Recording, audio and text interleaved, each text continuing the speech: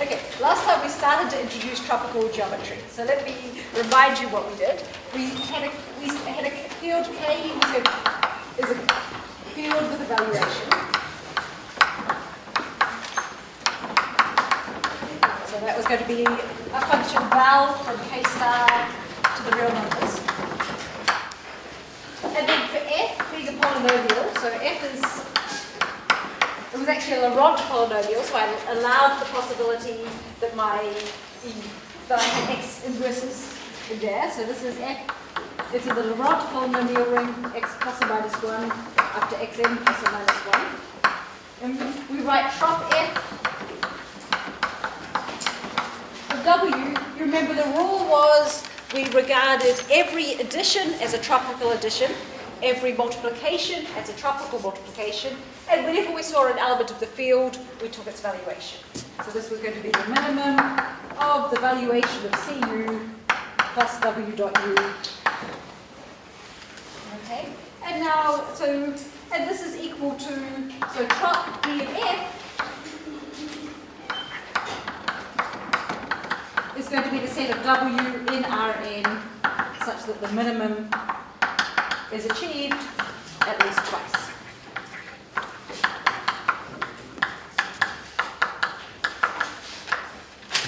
Okay, so maybe we can start by sort of doing a few more pictures to see what this looks like. So the first example we saw was, which we'll come back to, so let's remind ourselves, if I had f being just x plus y plus 1, so this is just the equation of a line in the plane, only except our plane is the torus, the two-dimensional torus, then trop f is the minimum of x, y, and 0. We take the valuation of 1, which is 0, no matter what field I'm living in. And now we end up with u trop of v of f was this picture here. So I had the positive axes and then the negative line.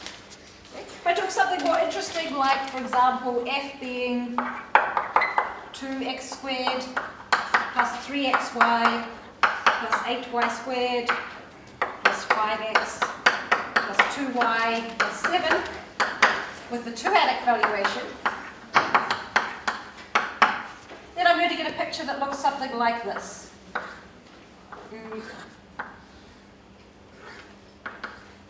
So I should say none of these pictures, whenever I draw them, it's not meant to be immediately obvious that this is the right answer. Okay? However, whenever I've drawn such a picture, you should then be able to look at the picture and decide that this is correct. What do I mean by this? Well, we first look at this and we say, let's turn this into a picture. Well, what is this polynomial tropically? It's the minimum of 2x plus 1, x plus y, 2y plus 3, x, y plus 1, and 1. Okay, so whenever I saw a power of 2, I wrote down the plus whatever that power of 2 was. Okay? And so now I look at this and I should be able to work out, let's see, I didn't actually write this on my picture, but I think this is my x plus y term. And my 1 term goes here. Ooh, I think this is y plus 1, 2y plus 3. X and 2x plus 1. Okay, by which I mean, if this is a picture of the domain of the function trop x, this is a piecewise linear function. It's a function from R2 to R, and I'm saying on this region the minimum is achieved at 1, on this region the minimum is achieved at x plus y, on this region it's x, and so on. So you can go ahead and then use this to calculate what the coordinates of these points are. You know that whatever lines I'm drawing are the minimum of 2 of the linear functions. It's just a matter of working out which of the, so the worst case way to draw such a picture would be to try pairwise all of these pairs, say I want these two to be equal and less than or equal to the others. But once I give you the picture, you can check it like this. Okay, so we then had this, if I was an ideal in the Laurent polynomial,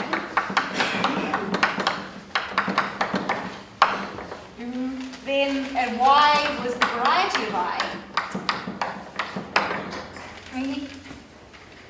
which, remember, one way to write the variety of I is to write it as the intersection of the hypersurfaces for f in I. Okay? Variety determined by an ideal is just the common zero locus of every polynomial in the ideal. I could have written it like this, and maybe this makes more sense of why I write the tropicalization of y will be the intersection or the tropic of f in I trop v of f. Okay, so this was the intersection of these hypersurfaces. Is the tropical variety is the intersection of all of the tropical hypersurfaces. Okay.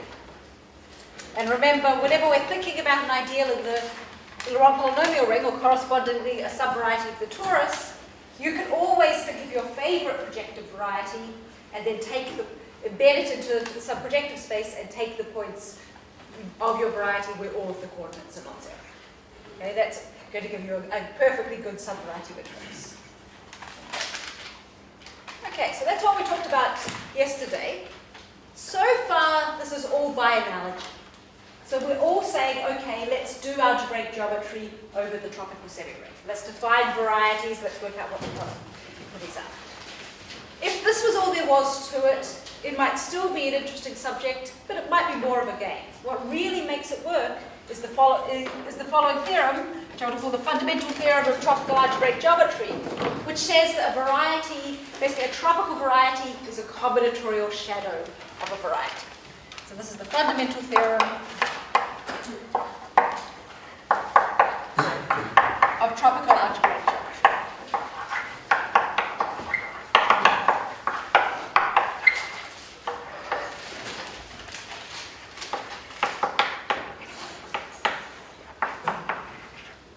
Okay, so this says what? It says, let K be an algebraically closed field.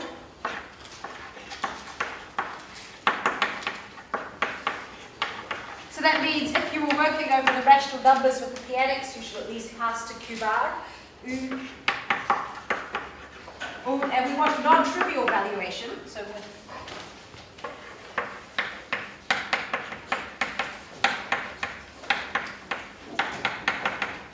so this means if your favorite field is the complex numbers and you're not very fond of valuations, then you should regard your complex variety as actually a variety over the Poisson series, for example. So anything that's defined over the complex numbers is a variety. We can regard it as a variety in the Poisson series as well. Okay, and we'll say, and let, we want y be contained in K star to E. Okay, so what's the content? Then the content is that the tropicalization of y is the closure, this is in the usual Euclidean topology, of the valuation of y. So by that I mean it's the closure of the points val y1 up to val yn, where y being y1 up to yn is in capital Y. Okay, and this closure here again is just the Euclidean topology.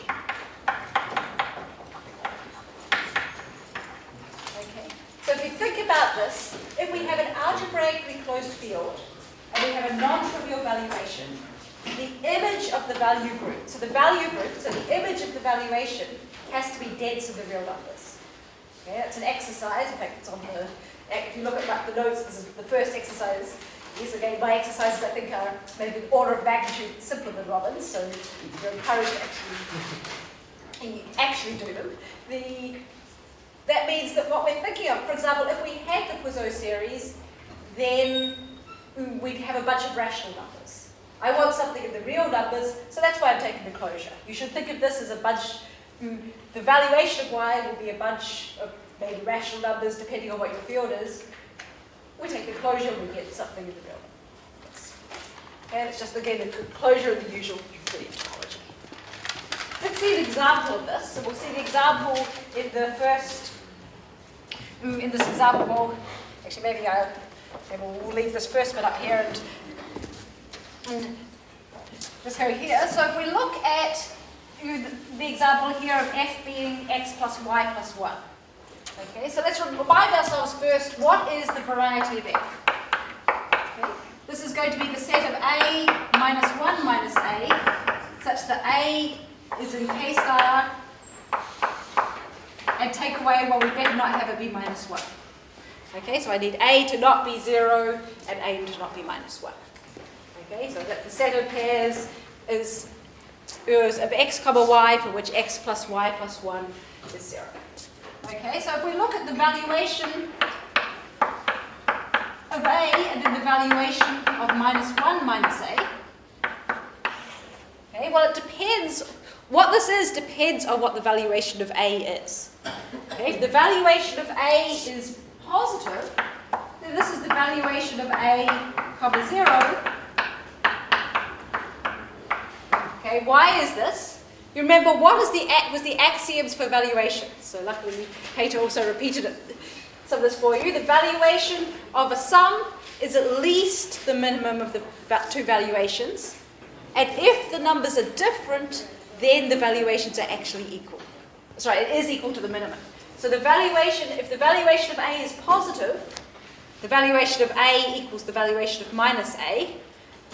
So this is going to be equal to the minimum of the valuation of minus 1 and the valuation of a, which is the valuation of minus 1, so it's 0. Okay, so if the valuation of a is positive, then we're going to get this.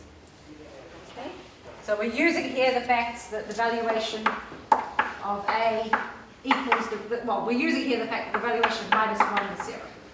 Okay, and that one is definitely, that's a one-line exercise from the valuation axioms. Okay, what if the valuation of a is negative?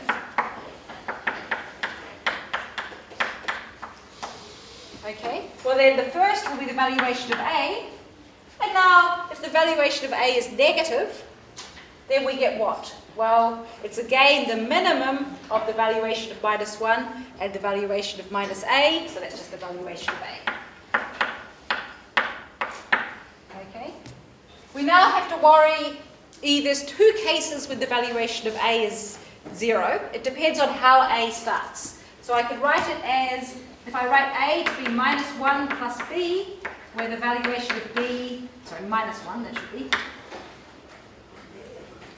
So if a is minus 1 plus b, where the valuation of b is positive, in that case, I'm going to get 0, because the valuation of a is going to be 0. And then I'll get the valuation of b in the second term. And otherwise, the last choice is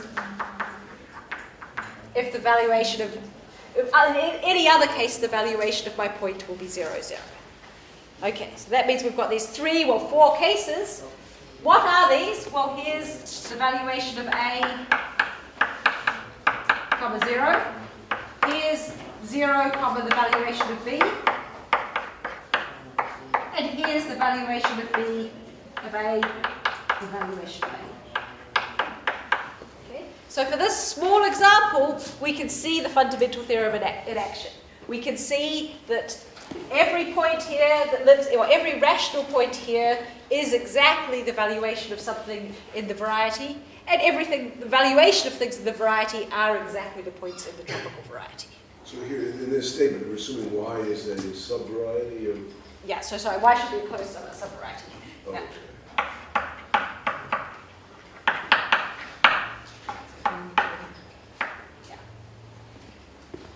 So we want to start with something defined, so a subvariety defined by polynomial equations. So that means we can talk about the tropicalization of y. And what we're saying is that we could have defined it in the first place by this valuation. So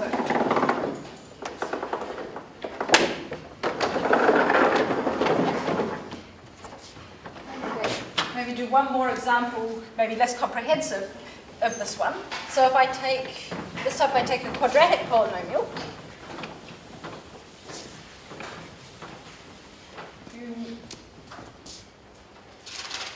so if I take f to be 4x squared plus xy minus 4y squared plus x minus y plus 4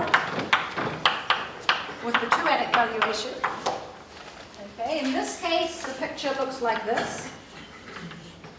So I drew ones analogous to this last time. Okay, this is the point 0, 0. This is the point 2, 2. Okay, if you want to check that, again, we've got a minimum here of 2. Here we get this is an x. Here this is a y. Okay, so you can check that this is the point that has x, y equals 2, and so on. And here, I guess this is x plus y. So this is the point x equals y equals x plus y. So if I take the point, what you can check here is that the point 2, 2 is in the variety of f. Okay, so you have to do the arithmetic and say, okay, whatever we're saying, 4 times 4 plus 4 minus 4 times 4 plus 2 minus 2 plus 4 is 0. Okay, we all got that. And now we look at the valuation of 2, the valuation of 2. So that's 1, 1, and there it is sitting on the edge of the tropical variety. I'm not going to finish doing this example in full detail because you run into the problem that, of course, we needed an algebraically closed field. I'm not going to get nice rational points for every point here. But in principle, it's a good, though non-trivial exercise to take any point with any rational point on something like this and actually work out a point on the tropical variety that has that as its valuation. So work out a point on the hypersurface here that has valuation that point there on the tropical variety. If you change the signs of some of the curves,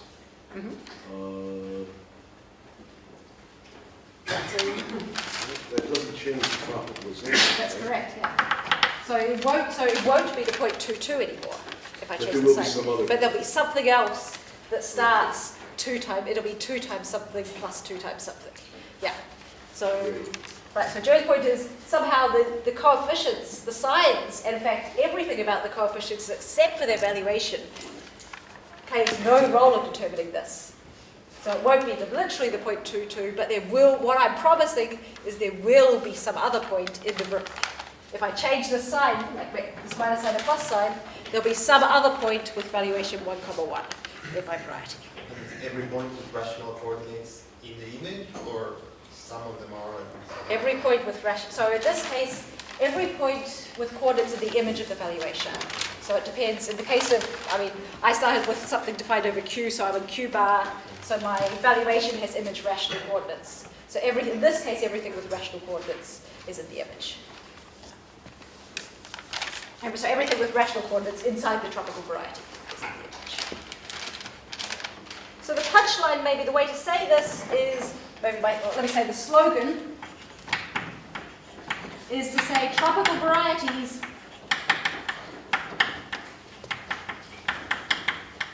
are combinatorial shadows of classical varieties.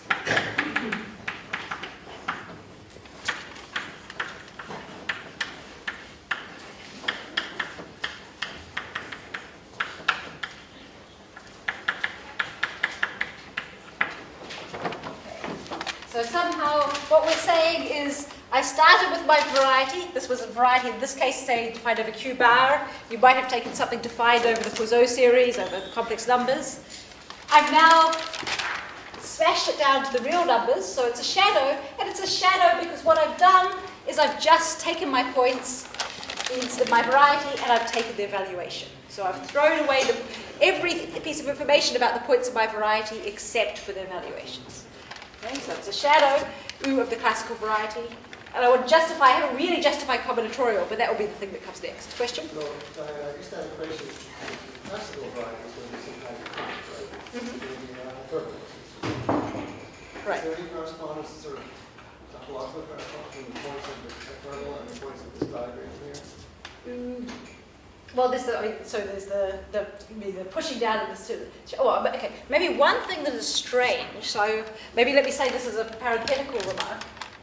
What is strange is if you look at the points of the variety. So clearly there could be a lot of points of the variety that map down and have the same valuation. That's easier to see here, right? I take it. You take your favorite point with valuation, with positive valuation. There are many, many, many points that map to this point here. What is strange is that the set of points for any point here, the pre-image urge under this valuation map is the risky debts in my original variety. So we're doing something kind of painful, right? We're not doing an algebraic operation in some sense. So inversing is at each point in the... Yeah, exactly. I take this point here, I look at all the points in this hypersurface which have that valuation. I take its closure in the Zariski topology, that's the whole variety. They don't live in any closed subvariety. So it's sort of, it's not, I mean, it depends on your definition of nice. It's not an algebraic map, should we say. So this is better understood with the amoeba. Right, so you can think of it, one way to think, I think you get a nicer, I mean, I'm presenting this in terms of the valuation story. There is a way to approach these things by taking limits of logs. Okay? If you wanted to work precisely over the complex numbers, instead of taking valuations of points, where we just have the complex numbers with the trivial valuation, you could take the log of the absolute value of the points. Okay? That doesn't give you a picture like this. It gives you a picture that's going to look something like this, where there's some more thickness. And then you take the limit as your log, the base of your logarithm changes, and it'll get closer and closer to this polyhedral object. Okay? So it's somehow, you can think about, I mean, valuations are the other non-Archimedean field version of taking the absolute value. Right? I mean, well, I guess we saw that yesterday in Peter's talk, right? This has the advantage that we go straight to thinking about this sort of combinatorial piecewise linear object. Okay, so more questions? Okay. So let me justify the combinatorial part of this shadow. I started by saying, I said it's a shadow because we're only remembering the valuation of points in my variety. What I haven't really justified yet, though, is why is it a combinatorial object. So let me remind you, what have we seen so far? If I just draw some pictures, we saw the tropical line. We just saw this degree 2 curve. I should say the quadrant part, you can read the degree of a curve of these pictures. So I can read the fact that I have two directions going in each direction tells me that this was degree 2. Okay, we saw our tropical elliptic curve.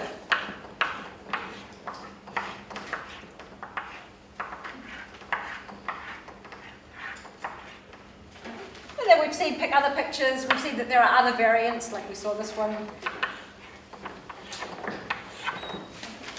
So you can see that there's clearly, just by looking at these pictures, there is clearly some structured pictures. It's not arbitrary collection subsets of Rn. Okay, you might think that if I took a variety, I took some somewhat arbitrary image by valuation, we're getting a subset of Rn. It's clear that we're not getting an arbitrary subset of Rn.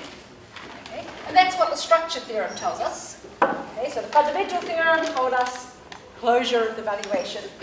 The structure theorem is going to justify the combinatorial shadow. So what I'm going to do is I'm going to state the theorem, and then we will spend most of the rest of the lecture defining the words.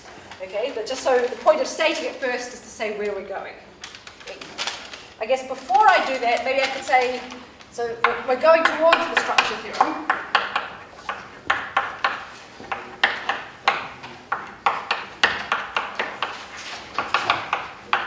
Varieties. I used to say it's slightly hard to attribute these theorems. The one I just erased, the fundamental theorem, is due to Kapradov in the hypersurface case. You originally, in some form, to Speier-Sternfels in the general case, with some corrections by Dreismer and a bunch of other people.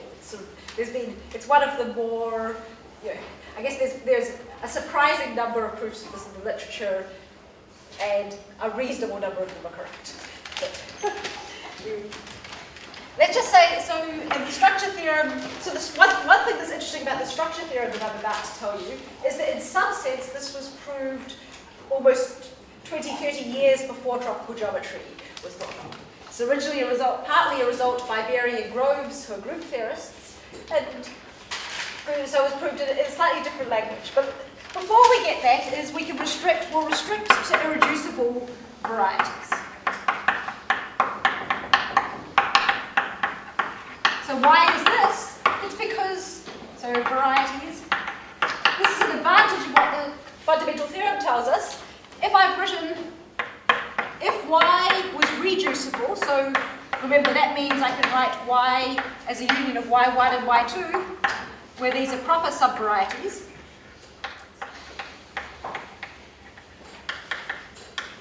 I guess for me a variety is not including the word irreducible. Then you'd say the tropicalization of y will be the tropicalization of y1 union the tropicalization of y2. That's not obvious from, at least to me, from the definition I gave yesterday, but it's immediate from the theorem I just wrote down, right? We take the valuation of y, that means I take the valuation of every point here, and I take the valuation of every point here. Okay, so we get instantly that the tropical variety is the union. So if I tell you the structure of tropicalizations of irreducible varieties, I've told you this, what the structure is of the tropicalization of any variety. Okay, so let's see what I should be going to do with the eraser. Okay, so let me tell you now what is the structure theorem.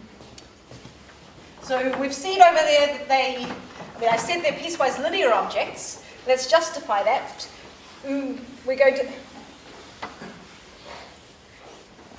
So the theorem is, so we'll say let y be contained in k star to the d, sorry, k star to the n, be an irreducible d-dimensional variety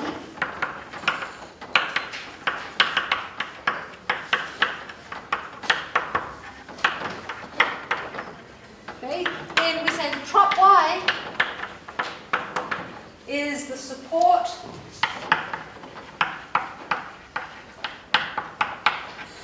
of a pure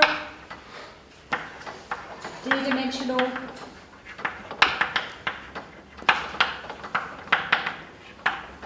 weighted, balanced, inval rational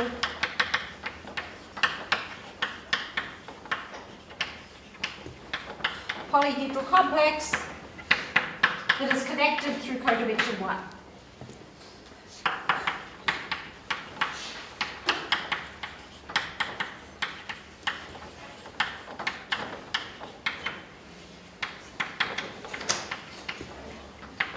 Okay, so that's the theorem. So let's spend the rest of the time actually working towards understanding what the words of it mean.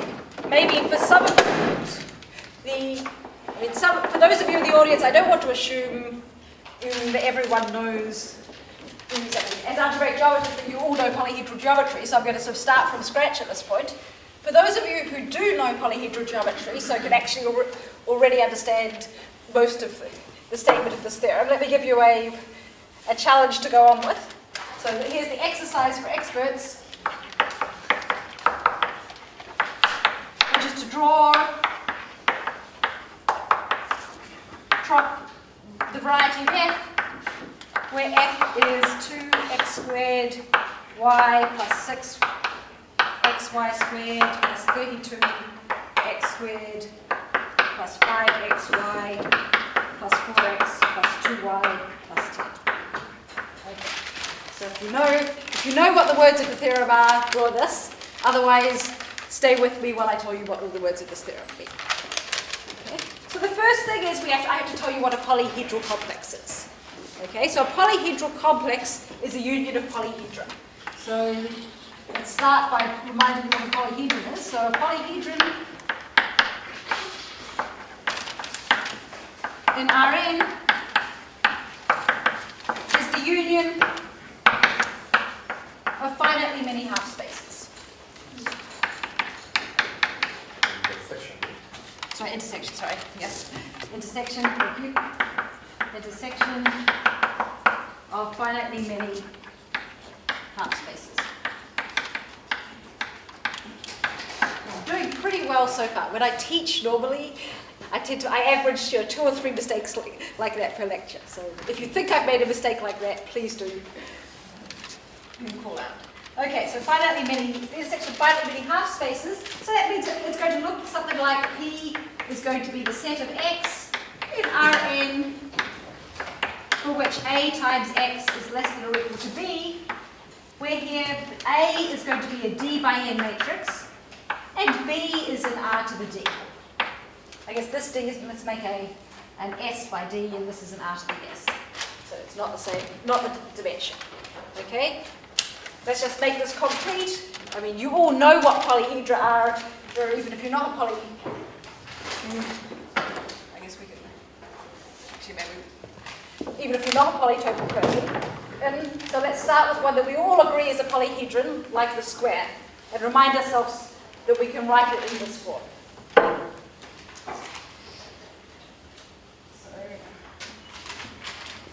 So for example, if I take. So here's the square with vertices 1, 0, 0, 1, 1, 1. So that says P is going to be the set of X in R2, such that 1, 0, 0, 1, negative 1, 0, 0, negative 1, times X is less than or equal to 1, 1, 0, 0. Okay. Okay, because this is saying, this equation you read as x1 is less than or equal to 1, x2 is less than or equal to 1, minus x1 is less than or equal to 0, and so on. Okay, so this is just the same as my square here. Okay. So if B is 0, my vector B is 0, then P is a cone. Okay, so a cone is a polyhedron like this. Okay. In general, we might have things like this. So the cone looks like this. And this means we can write, so then P is the sum of lambda I ui for I equals 1 to s, where the lambda I are greater than or equal to 0 for some u1 up to us. Okay, so in this case you might have here is u1 and here is u2. Okay, so I'm taking the cone generated, if it's a cone, it's a polyhedral cone, so it's generated by a finite number of vectors. Okay, so we now want to look at, I said that I wanted my polyhedron to be inval rational. So what that means is that I need A to be a matrix with rational entries, and I want the entries of B to be the image of the valuation. So P is image of the valuation rational if A is in, what did I say, I think S by N, and B is in the image of the valuation. Yes. Okay, so here what I'm saying is I need this matrix here, rational entries, this. So the picture of what you're saying is that the normal vectors, A is giving me the normal vectors, these should be rational vectors, and I need, this implies that these should be the image of the valuation. So the vertices should be, if we're taking the Puzo series or Q bar with the p-adic valuation, then these should also be rational numbers. If you took a more interesting valuation, so a more interesting field, you might end up with these being real numbers, but I always want these to be rational vectors. Okay, so that's polyhedra. So so we need a face of a polyhedron. So a face. Yeah, so the face of P determined by W in R to the N is going to be, I'll write this face, W of P will be the set of X in P such that W dot X is less than or equal to W dot Y for all Y in P. Okay, so if I come back to, well, my square up there, I can take the face, so if I draw my square again. Okay, the face determined by the vector 1, 0 of P is going to be, okay, I need to look at 1, 0, I look at the points, and I decide 1, 0 points in this direction, so I get everything here. Okay, so I take the points in my polyhedron that minimize this, regarding it as a linear function. Okay, and we can do, if I vary W, I get different faces, so I can say the face, so face, say, of 1, 1 of P should just be the vertex 0, 0. Okay, 1, 1 points in this direction. The part of P minimizing that that linear functional is just the vertex. So you should think of this as, if you're used to normal ideas of faces of, say, three-dimensional polyhedra, for me a face includes vertices, it includes edges, it includes two-dimension, all the way up to possibly, if W was the 0 vector, I would have the whole polyhedron as a face. Okay, so that's polyhedra. I want to now form a polyhedral complex. Okay, so I'll leave the structure theorem up, and I'll assume that you've written, if you're doing this exercise, it's your last chance to write it down.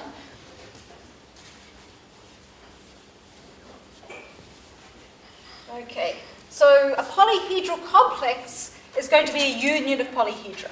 Okay, you've seen all of our pictures I've drawn so far have been unions of polyhedra.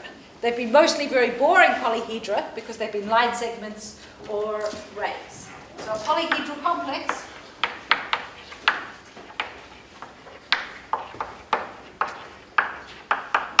is a union, well, let's say it's a finite union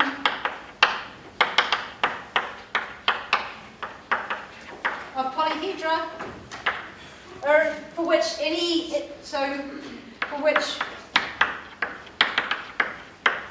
if I take the intersection of any two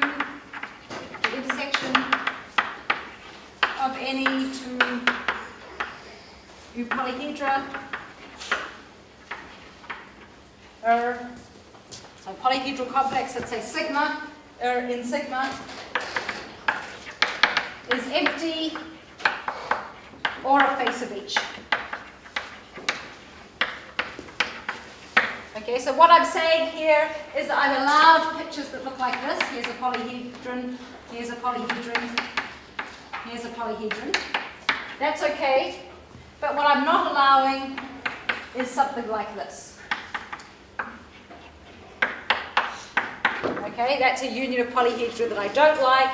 These two intersect strangely. These two intersect, well, it's a face of this one, but it's not a face of this one. Okay, so I'm not allowing things like this. I'm only allowing, you should think of it like a jigsaw puzzle. I'm taking polyhedra and I'm gluing them together along faces. Okay. We might want one special case is if the polyhedral complex is a fan. Sorry, where everything is a cone. So let's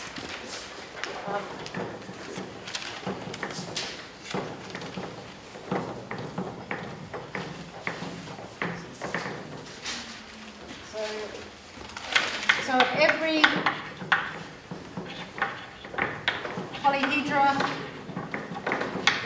polyhedron in sigma is a cone, we call sigma a fan.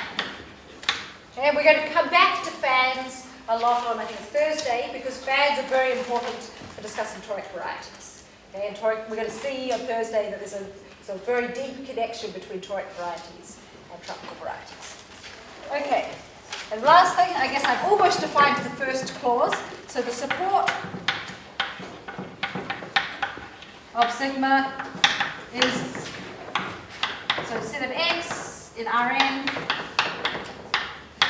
such that x is in sigma for some sigma in sigma. So it's just the set of points in Rn that live in some polyhedron. Okay, so far I think we've defined, okay, we've got support of a the inval rational polyhedral complex. I still have to tell you what it means to be so pure. So I guess sigma is pure. I guess we should have said the dimension of P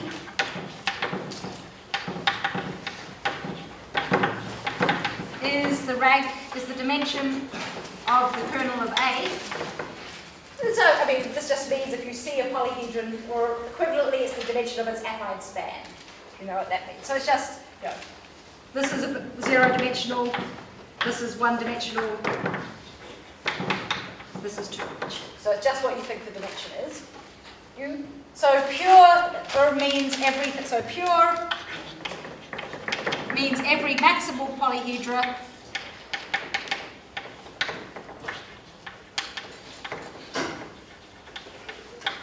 has the same dimension. Okay. So far I've told you what a pure d-dimensional inval rational polyhedral complex is and what the support means. So you can see that so far all the pictures I drew at the start of this section were pure one-dimensional polyhedral complexes. They were unions of, and I mean I didn't tell you what the coordinates were, but they were all rational if you did all the examples. So they all had rational edge directions and rational vertices. Okay. So let's see, what have we said?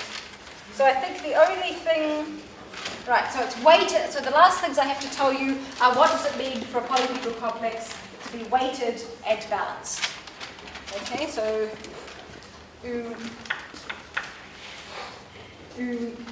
so a polyhedral complex, let's make it pure. So that means everything has the same dimension. Every top dimensional thing has the same dimension. So it's weighted. If there is a weight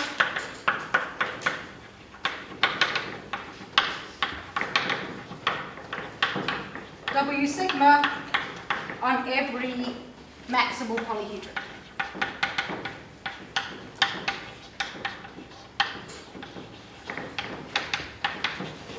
Okay, so I haven't been drawing these so far, but for example, I mean, I might take my tropical elliptic curve, and then I get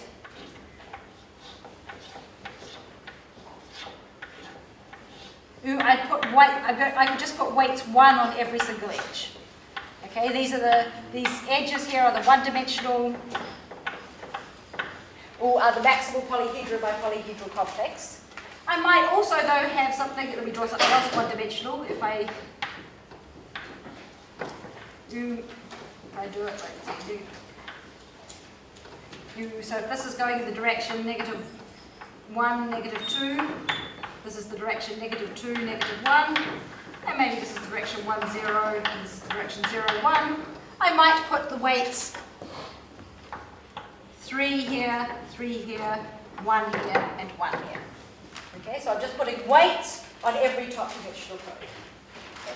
Why do I want to do such a thing? Well, it turns out, we'll see tomorrow, that these are going to be determined by my variety, and they're going to keep a lot of intersection theory information about the variety.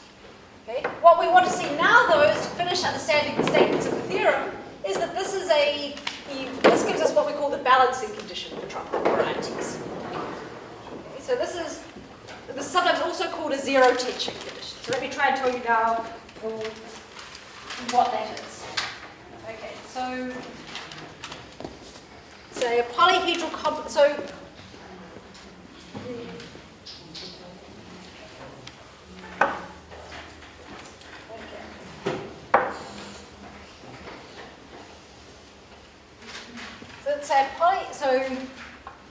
So a pure weighted polyhedral complex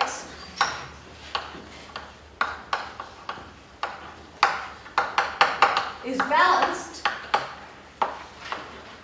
Okay, I'm about to cheat. I'm not actually going to quite finish my sentence. I'm going to finish my sentence in some pictures. Okay, let's say if sigma is one-dimensional,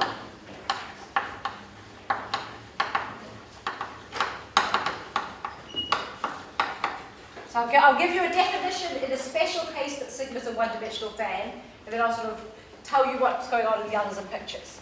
Okay, so in this case we've got a one-dimensional fan here. And remember, fan means every polyhedron is a cone. One-dimensional cones are just rays. These like this. Okay. I said it's rational. That means that there is a integer vector here. So here's U1, U2, U3, up to all the way up to US.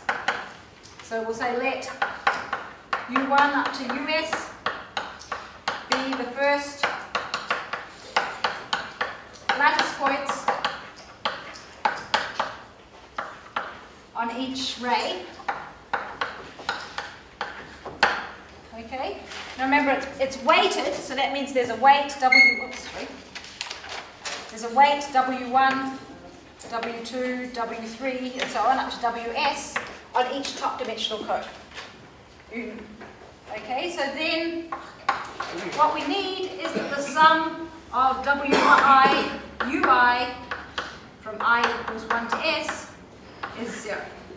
Okay, that's the 0 vector. Okay, so let's check that in this example. Here what we have is, let's come up. Here we have 3 times 1, 0, plus 3 times 0, 1, plus 1 times minus 1 minus 2, plus 1 times minus 2 minus 1, and that equals 0, 0. Okay, so this is an example of a balanced complex. Okay. This is sometimes called the zero tension condition. Okay, so what you should think is that we're playing tug of war. So we've got, these are ropes. You have someone standing at each of these positions, and everyone pulls in each direction with strength Wi. Okay, so the balancing condition or the zero tension condition says no one wins. Okay, everyone pulls with their strength and no one wins. So this is it's a sort of zero tension condition on my structure here. And you can see, okay, and I guess we'll say a moment. And this is secretly in disguise the statement we heard yesterday in Peter's lecture that the degree of a divisor of a rational function is 0. Okay, so one way to prove this is to sort of go through that language.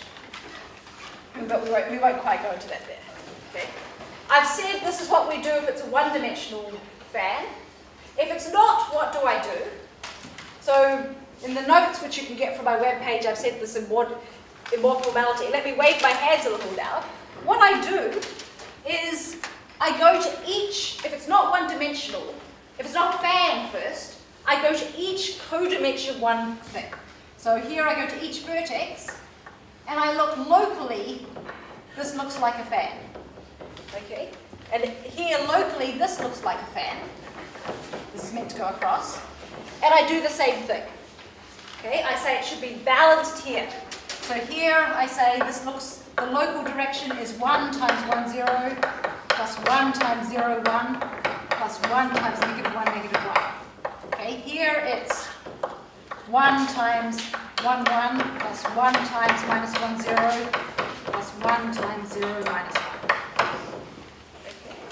So we go each locally to a codimension 1 here. So maybe we'll say B, we'll say otherwise, look locally about codimension 1 polyhedron. And this is true even if we're not one-dimensional. If we're 5-dimensional, it's easier to draw this if I'm 2-dimensional. So you have to, I can actually hold these together properly. But you're meant to have the picture that, I've got my 2-dimensional tropical variety where it's going to have 3 pieces coming together along this line. And what I do is I sort of look, I look at the line that's coming together and I sort of imagine squashing that down. So really your cartoon of what's going on is really one of these pictures that looks like this. And what we require is that be balanced. Okay, in the sense that I gave this formal definition.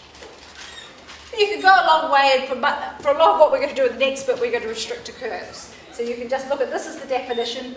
Balancing says the sum of the multiplicities, the weights, times the first lattice point adds up to 0. Okay, so I think we now, okay, we've only got one more word left to define from the statement of the theorem, and that's connected through codimension 1. So we say a polyhedral complex is connected through codimension 1 if, when I go, I could form the graph with a vertex for every maximal polyhedra and an edge if they intersect in codimension 1. So a polyhedral complex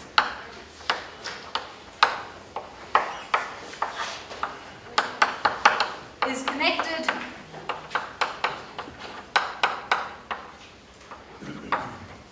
through codimension 1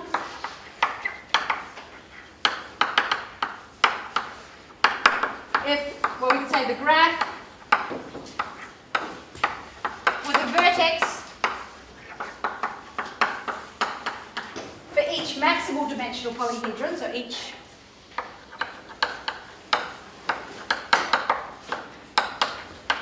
maximal polyhedron and an edge if they share a codimension 1 face, so if they share a codimension 1 face is connected. Okay, so in pictures, what this means is if I have, this is a polyhedral complex. Okay, this is connected through codimension 1 because I can walk from here to here to here, passing only through edges. Okay, so this is good. And if I take this,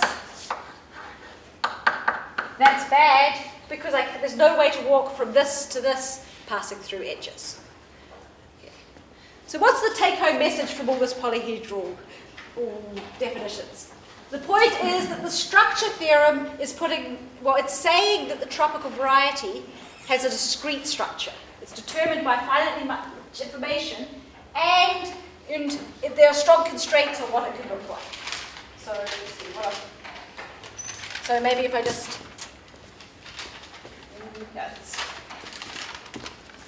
maybe we should.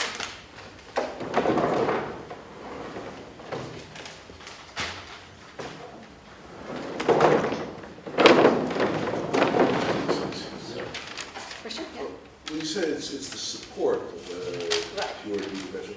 So support means I assume you forget the weights. So support meant I forget the weights and I even forget the polyhedral. So actually, yeah, let me re-emphasize that. But no, actually, I forget the polyhedral complex structure. There is not a canonical polyhedral complex structure on the tropical variety. So remember, so support meant if I have this polyhedral complex and if I draw something. Well, okay, they don't look exactly identical, but I'm trying to say these two are meant to be two polyhedral complexes with the same support. Okay, so all I remember is the set of points in Rn. Okay, so the point is somehow so when I'm saying support, I'm saying there is a polyhedral complex that contains exactly these points. There's not a canonical one. Okay, so we're saying this polyhedral complex, it exists, but it's not canonical here. That you pick maximal and So is there a coarsest one? No.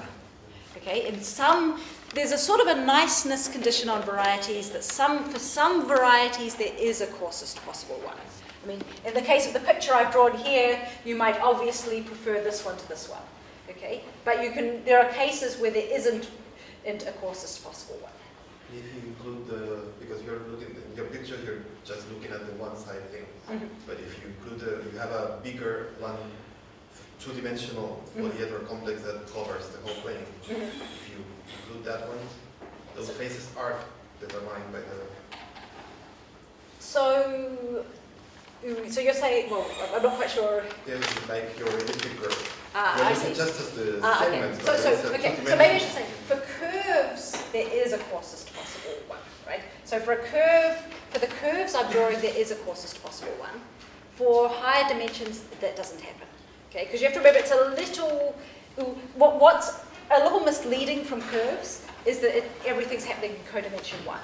Okay? You should think that the sort of generic, what we should think about is a surface in 5 space. Okay, so now we've got some 2-dimensional polyhedral complex inside R to the 5, and that means there isn't an obvious canonical polyhedral complex that covers all of R5. Okay? And even my 2-dimensional polyhedral complex in R5, it might have the equivalent of, 2 triangles that pass through each other. So you have to imagine, you can't draw this picture in R3, but in R5 I could have 2 planes that meet at just a point, and that might stop. It means there's not an obvious way to triangulate or to take a subdivision of this. That's going to be okay. So support means throw away all the polyhedral words, but somehow the content is that they do exist. So maybe let me just sort of write down what was going to be my main notes right here. So we want to say tropical varieties have discrete structure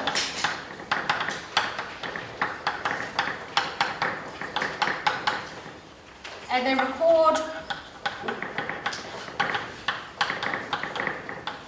information about the original variety.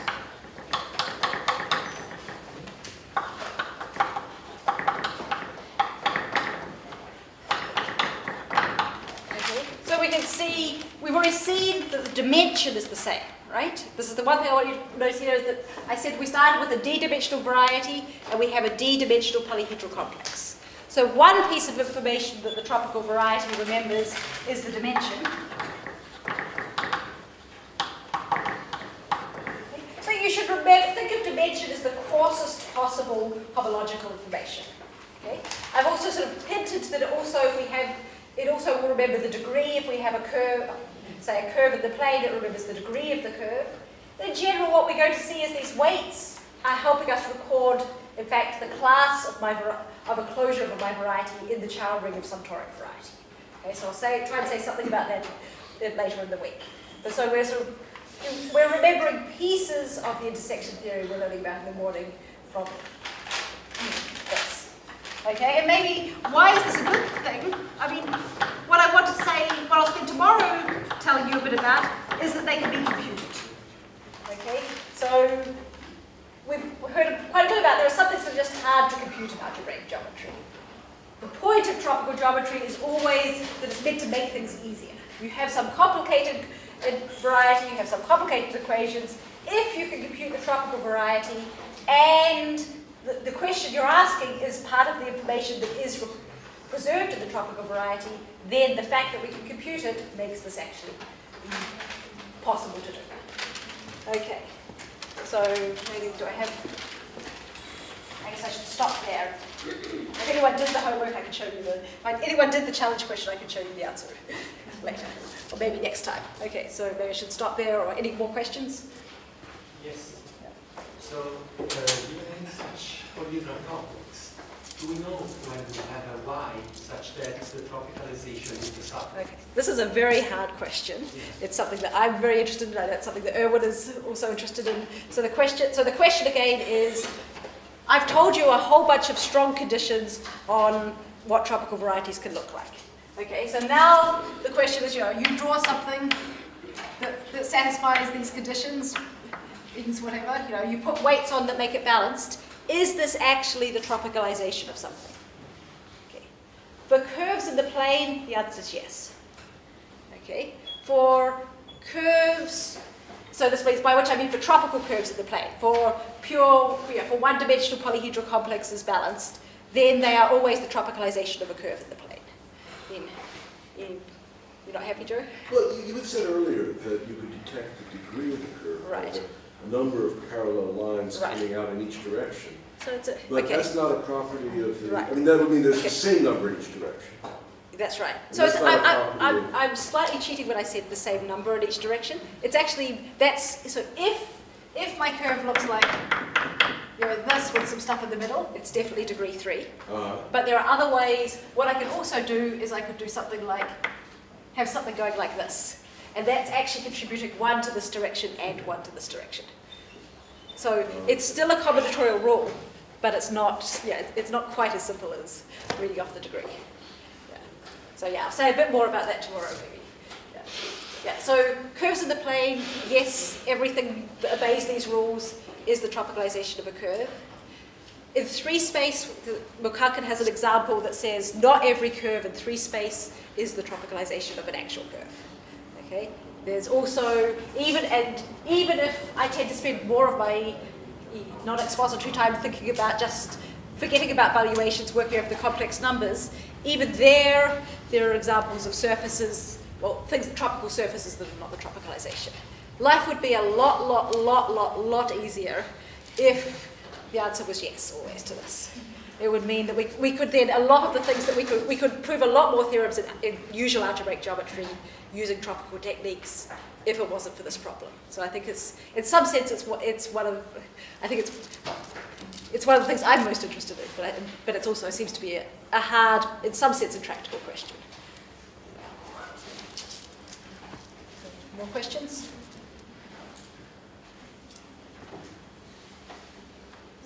Okay, thank you.